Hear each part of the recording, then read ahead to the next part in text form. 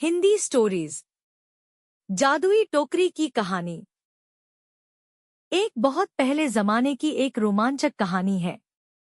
रमेश नाम का एक कम उम्र का बालक अपने परिवार और दादा दादी के साथ एक छोटी सी पहाड़ी से सटे एक छोटे से गांव में रहता था। गांव का नाम नौबतपुर बाजार था। रमेश बचपन से ही काफी शरारती स्वभाव का एक बिगड़ैल बच्चा था और वह तरह तरह के बच्चों वाली नादान सी हरकतें किया करता था।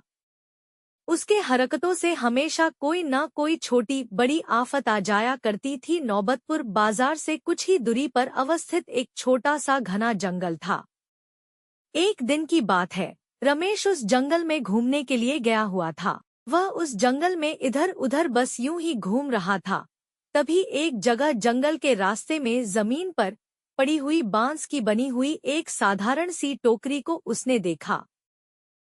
वास्तव में बांस की वह टोकरी एक साधारण टोकरी न होकर एक जादुई किस्म की टोकरी थी। उस टोकरी को वह अब अपने दोनों पांव से ठोकर मार मार कर गेंद की तरह खेलने लग गया था। वह टोकरी काफी अलग तरह की भी लग रही थी। रमेश को भी वह वास्तव में बांस की वह टोकरी एक साधारण टोकरी न होकर एक जादुई किस्म की टोकरी थी।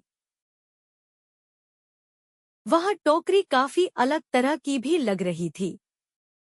रमेश को भी वह टोकरी कुछ अजीब तरह की ही लगी थी।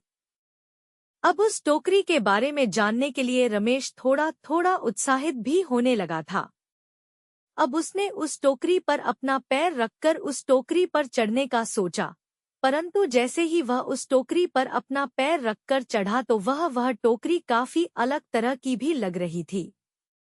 रमेश को भी वह टोकरी कुछ अजीब तरह की ही लगी थी।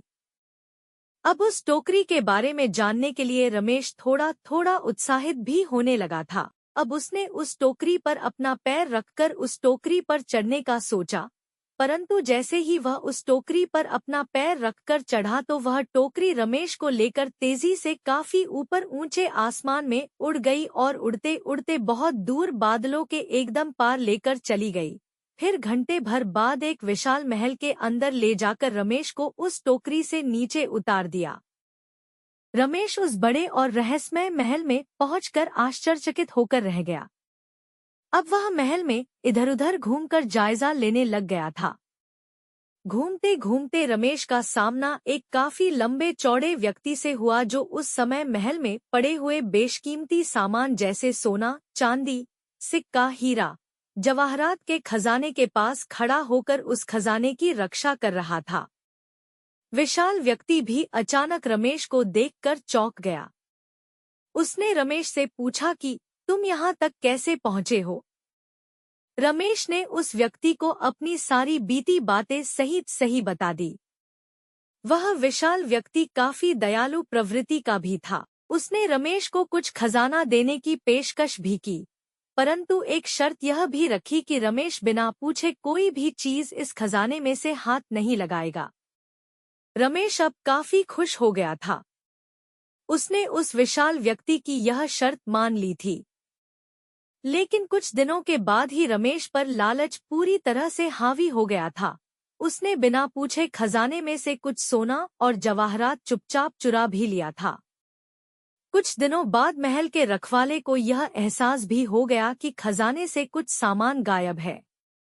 जब खजाने के रखवाले को रमेश की इस हरकत का पता चला तो वह काफी गुस्सा हो गया था। उसने रमेश को महल में खोजा। खोजबीन करने के दौरान वह जादुई टोकरी उस विशाल व्यक्ति के पैरों के नीचे दबकर बुरी तरह से टूट फूट गया। उस टोकरी के टूट जाने के कारण अब रमेश का अपने घर वापस जाना संभव नहीं हो सकेगा। उस टोकरी के टूट जाने के कारण रमेश धरती पर वापस कभी नहीं जा सकता था।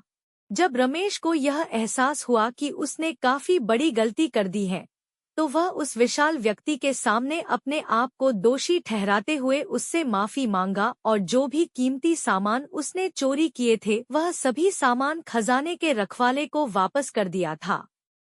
उसने यह वादा भी किया कि अब वह कभी भी बिना पूछे कोई सामान नहीं उठाएगा और चोरी कभी नहीं करेगा।